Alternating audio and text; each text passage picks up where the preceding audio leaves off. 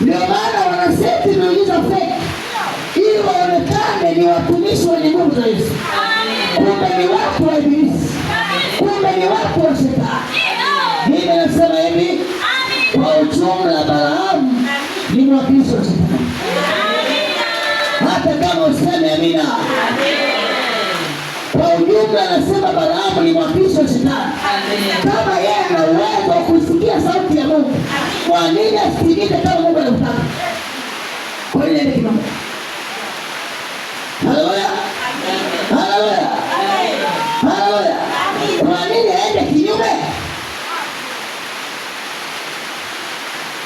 Kama anaenda kinyume na Yesu, ina maana huyo mwakilishi wa ibilisi.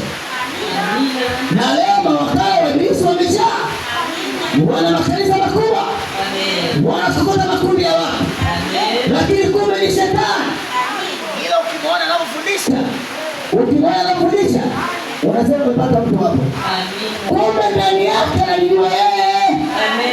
Moyo ni mwanga, anajua alipomweka. Uwe makini na huyu unayemwamini. Uwe makini na huyu unayemwendea akuwekee mkono kwenye kichwa chako. Kuna wengine wakiweka mkono kwenye kichwa chako wanaondoka na ufahamu wako. Watu wakiona miujiza feki wanatetemeka.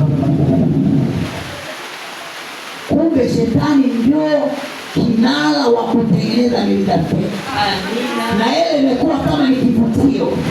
Kwa sababu vichwa vya watu wengi duniani wanapenda sana miujiza baada ya kumpenda Jesus wao. Wanasahau mpaka Mungu aliomba. Haleluya kanisa. Tuwe makini kina Balaamu.